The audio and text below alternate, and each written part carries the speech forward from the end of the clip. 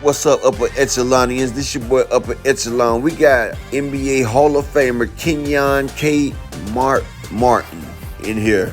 He gonna give us some superb breakdown on Earl Spence and Terrence Crawford and how Earl wins and stops Bud. Yeah. But y'all hit the like, share, subscribe button. Y'all hit the super chat, super thanks, and make sure you turn your notification bells on so you can get notified every time I drop this hot content every day. But this your boy. Let's get into it. Let's not hold up any longer. This is a fair use video. It's for education and entertainment purposes only. You get Jaws out there. Now you think it's safe. No, Jaws ain't the epitome of greatness. There's something out there much bigger. Yes, you got it. And here comes Superbud. Come through to snatch it up. All is well in the world, right? Or wrong. You forget the Megalodon. Bud might have caught Jaws in the ichthyosaur, but he ain't ready for the Megalodon. And that's the big Spence, the Megalodon. Matter of fact, he ain't even a Megalodon. Earl Spence is the biggest. How can you measure what ain't been measured before? Captain Ahab reaching out fishing. You gonna catch something that you ain't mean to catch right there, because you can't catch the uncatchable, the Leviathan. Earl, the true Spence, strap season, man down, smoking on Bud tour.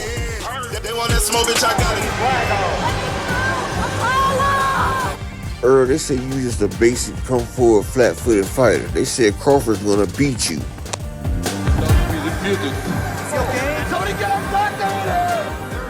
Now that you done beat Crawford and destroyed him, what the haters gotta say now, Earl? You can do it, George. And you beat the real champion. Where's the stretcher? Somebody sent for us again. What started out as a joke has turned out to be a disaster. Creed appears to be in very serious condition. The man alive. Crawford's in serious condition. You heard him worse than Kilbrook and Ugas combined. If he dies, he dies. Inside the dressing rooms. Would you care to comment on how you plan to fight? Terrence Crawford. What's your strategy? Don't need any. Terrence Crawford. Being stupid. The man comes straight ahead. He's tailor-made for me, and he's gonna get hurt.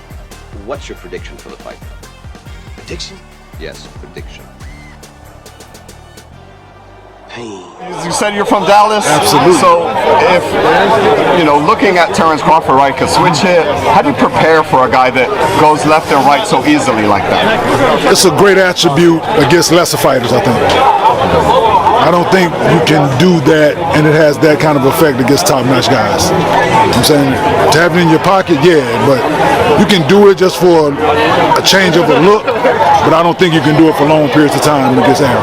I just think he's too good, too skilled. He's boxed every style. He's been around for a while through the Olympics, through amateurs and all that. He's seen it all, so I don't think you can stay at that for too long. But Bud nice though. So how do you think Earl combats it then? Just being him.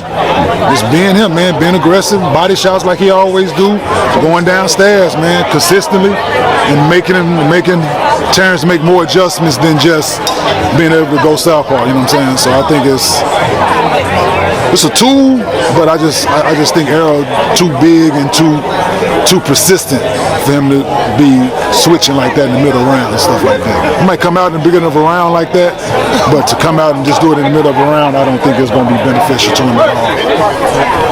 How do you think it ends up? Because I feel like both of their styles, they're very much like don't like being the last person hit. They want to be the last person who have hit somebody. I hear a lot of people talking decision, but I feel that's you know what I mean, Zach? I feel like that's a combustion for like a Hearns Hagler type. Yeah. It's gonna be it's definitely that, man. It's gonna be a tit for tat. You hit me, I hit you. You make this adjustment, I make that adjustment. It's gonna be full of that. But I'm just the natural welterweight, man.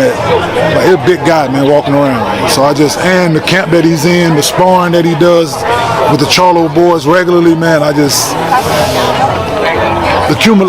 accumulation of punches, Bud could probably, but I just don't see it, man. I don't, like, nice as Bud is. Like, I'm not taking anything off his plate, but Errol just got that different thing, I think, man, and I'm a ride with it, man. I'm saying us Dallas boys, we built different, man. How does he get it done? KO, decision? What do you think? I'm not gonna say a knockout, man, because I don't want to disrespect Bud in that regard. Because I think I'd be disrespecting him if I say knockout. But if it happens, then I wouldn't. I'm gonna go with it. But I just think it's gonna be an accumulation of round after round of Errol just imposing his will. You know what I'm saying? He gonna get hit, of course, because Bud nice. I'm saying he gonna get hit, but I just think him the way he fights is a relentless kind of a situation that Bud ain't faced other than like Sean Porter. You know what I'm saying? Like that pressure, but at an elite skill level as well. Not just the pressure. Like Sean Porter, a good fighter at what he does, but I just think the skill level that Errol presents is that. You gonna be there, Kenyon? Oh, absolutely. With bells on. With bells on. You know what I'm saying? We're gonna show up and show out for the Dallas boy. You dig? Man, shout out to the OG Kenyon Martin, Mr. Kmart, because he gave us a hell of a breakdown. And I'm about to go back and I'm about to go over this breakdown right here. Like when the dude asked about switching the stance. See, people always talk about Bud switching stances. That's something good for like the amateurs, but what you got to realize, Earl is a world champion 3 times over.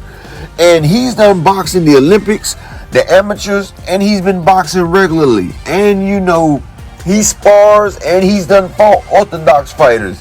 He's done fought southpaw fighters.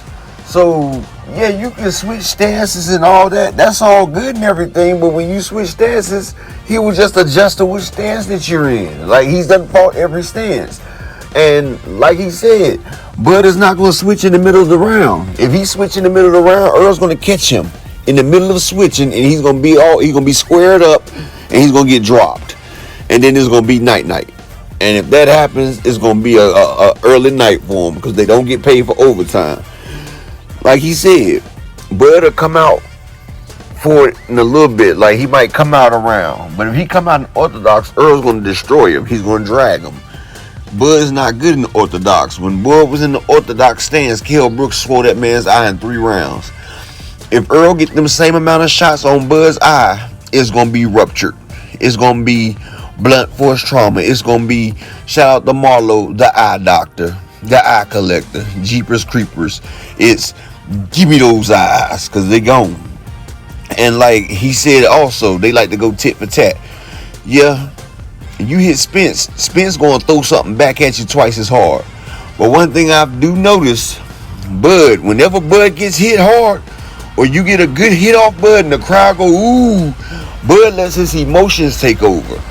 He wants to get a get back. He got to show back. That's when all boxing goes out the window and the discipline is gone.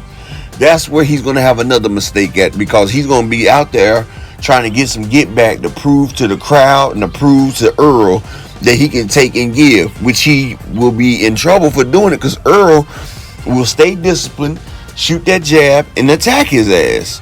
And like he said, Earl is a natural welterweight. While Bud shrunk himself down to pull himself up, Earl's been staying at this weight and his body has gotten used to this weight right here.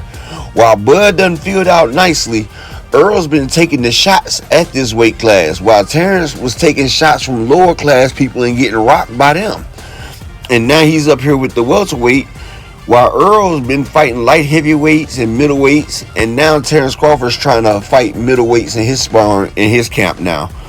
But it's all good. But like he said, training camps are much different, because Terrence Crawford ain't got Jermell Charlo in his training camp. He ain't got Anthony Joshua and all them over there. These are world-class fighters, world-class champions with world-class skills that will give you world-class work. Yeah. So Earl's getting that top-notch sparring as long as he got, along with having Derek James there to finesse and fine-tune his abilities. And he said it. He said what we've been telling you all along. Earl is just different. Earl is a generational talent. This is a once in a generational boxer. Earl is special. Floyd named this man the Truth for a reason.